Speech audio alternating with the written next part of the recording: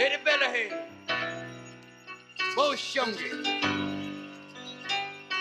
Giga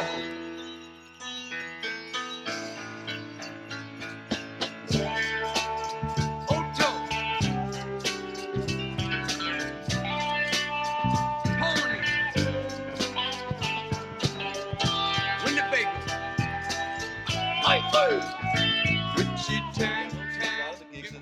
And then I know I did a that Cebu radio broadcast was one of the, because I moved to LA with Esliot for a short stint there for like about 4 months, and when I came, and Pepper was still in Portland then, and when I came back, I remember he says, "Hey JB, I've got a radio broadcast on Cebu," and okay, yeah, awesome. So I did that, and I think you have the tape of that. I do. That one, and Jim just played unbelievable on that because it was sort of his swan song in Portland, and he was just playing. He was playing all the really stretched out jazz on that, and it's a phenomenal. His performance on that tape is phenomenal, and then that was sort of his last thing, and then that's when he was going down to San Francisco, and he had that gig with Charlie Hayden and Don Cherry. So he was going. He could at that time he couldn't really get a gig in Portland anymore. It was just unfortunate because he had sort of whatever. He just got pigeonholed in this certain thing, and the tastes were turning a little more conservative in Portland, I think, and so then he was off. They played at the Keystone Corner. He had the gig with Keystone Corner with Don Cherry and Charlie Hayden. That's like a pretty. I think it was Billy Higgins on drums. It's just like Jesus. I mean, that's pretty good company, And so then he was launched, and then he came back, and that's when he said he was going to move to New York. And he says, "Hey, JB, I need a roommate. You got to move to New York." So he talked me into it. I didn't really have any intention to go, but he kind of, he's a very persistent guy, He goes, come on, JB, that kind of thing, come on, you got to get out of town, that kind of thing. He was always sort of pushing me that way.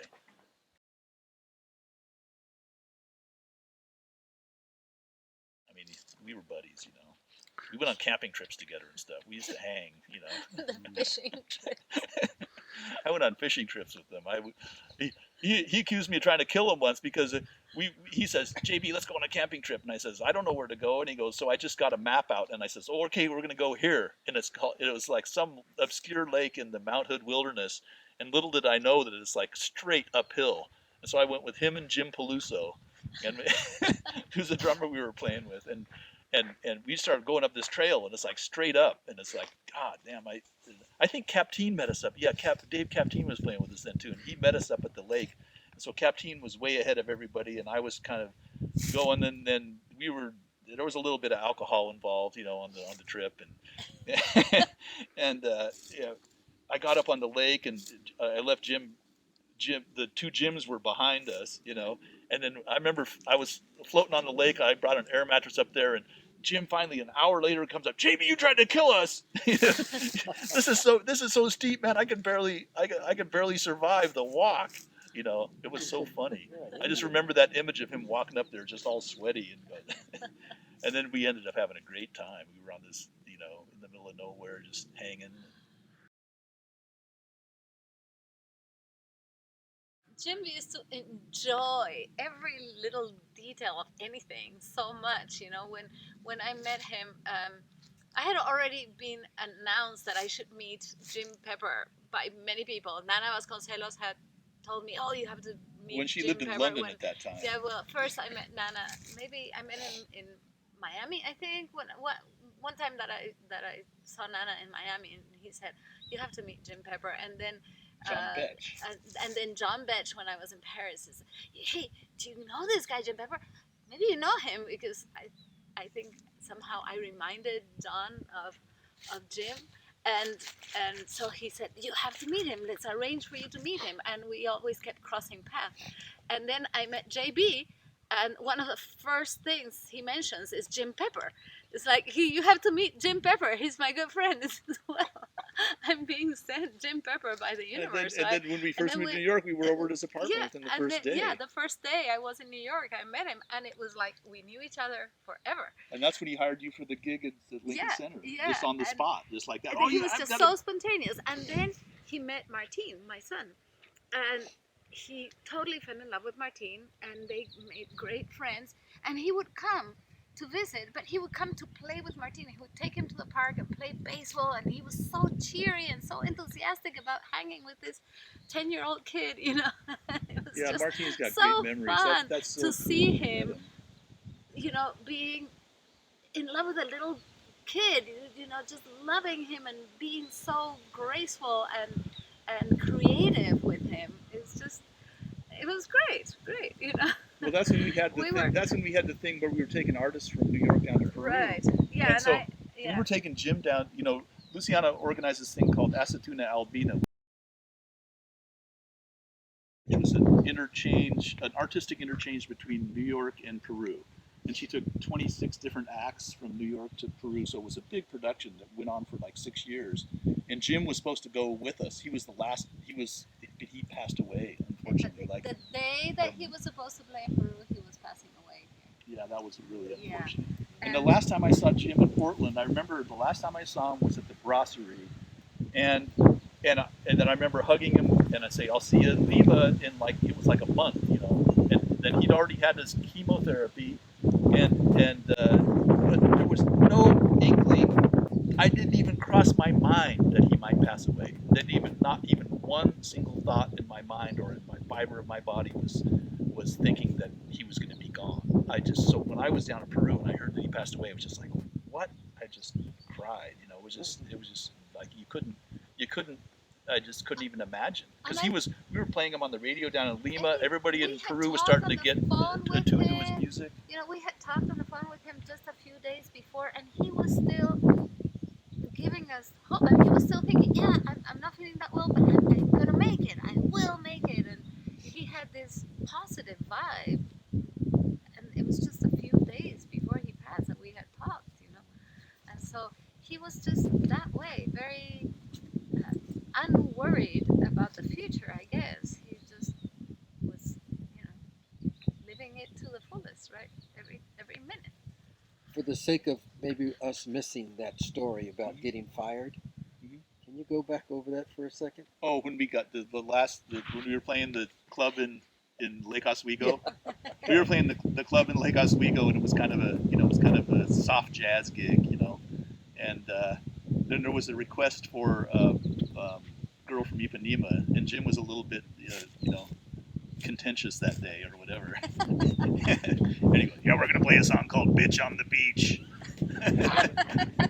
and that didn't go over so well with the management, so we were like out the door. You guys are fired. So much for the pitch of it. We did play it though. Oh, you did. I remember that gig. I remember that gig was that was the same band that had played on Kebu, because it was around the same period with Jim Peluso on drums and Ted Trimble on bass, and Ted's passed away. He did Too. just last year, not that long ago. Yeah. And we did a lot of gigs with that band with Jim Peluso and Ted. It was a good band. You know, Jim Peluso could play drums like, geez, I don't know where I think he's still around. He was from Detroit. He was very good. Him and Jim were like on that tape on the Kebu tape. Him, Peluso and Pepper are like on this thing. They're hooked up, man. It's like, boy, that stuff is ding ding ding ding ding ding ding, and they're like amazing. They're on it. Yeah, they're really on it. I think Ted and I are left a little bit in the dust by those guys. We're like, Jesus Christ, because they play round trap, and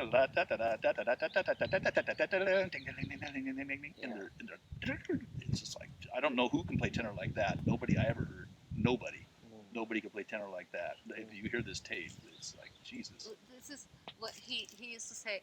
You know, I play tenor from my butt, and if you want to be an artist, all you have to do is tighten your butt and be honest. That's what he used to say. You know, the weird thing is, because that's more of a technical thing. Like, no, it seriously is, because his sound was so huge, and he says you got to blow all the way from the bottom. Well, that's what he means. You got to have that diaphragm of air coming all the way from the very bottom. Right. And he has a huge sound. God, it's just, and you can also tell him in one. He's like, I probably listen to tenor players more than anybody, and you can tell, like Train or saxophone players. You can tell Charlie Parker in one note, even Dexter Gordon. All those guys have that thing where Joe Henderson, you can hear one note, and it's like that is that person. You don't even need to hear a melody. like Stan Getz. Or Stan Getz. All the great players, you can hear one single note, and you go, that's very identifiable. Pepper had that quality, and it's not that many. There's just a handful, that all the other guys kind of go.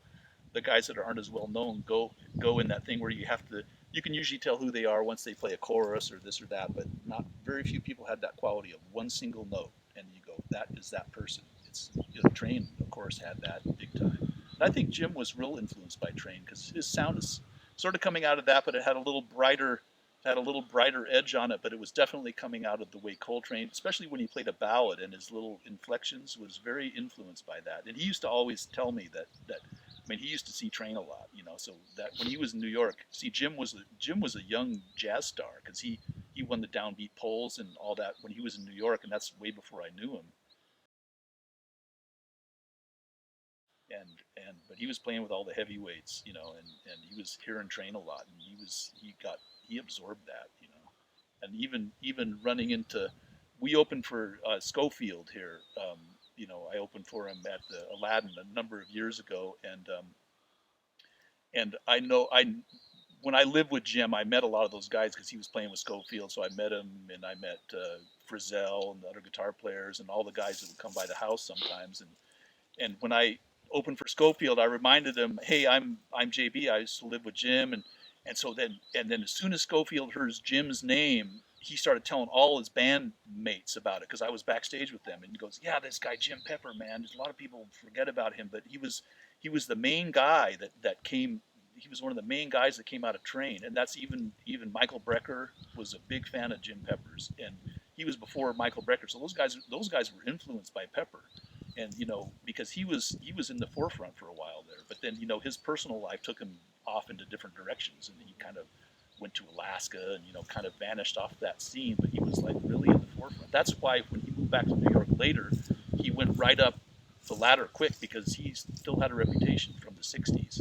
People knew him, all the guys knew him, and so he was like when he went back to New York, he was in Charlie Hayden's band right away, the Liberation Orchestra. He was like right in that band, and that was with Frizzell was a guitar player, and so he just Don Cherry, yeah, all those guys. He got right into this. So it was weird because when he moved from Portland, he couldn't get a gig, and then as soon as he moved to New York, he went like a shot. It was like bam, and then that allowed him to develop his own thing. That allowed him to start getting his personal band together again, and he made that first record with Scofield and them, and I guess Lester played bass on it from Portland, but the rest of the guys were New York based. that's coming and going. Yeah, that sort of hit him. That sort of hit him with doing his own thing, and then he developed this thing in Europe and in Austria mainly, and Germany and Austria, and he was off. It was awesome because he deserved to be heard. But a lot of people forget what a great jazz player, especially the up tempo, intense, kind of the more open stuff. It was like, forget it. Maybe that's Jim coming to visit. Look at that deer. Oh, there's a deer. He's looking at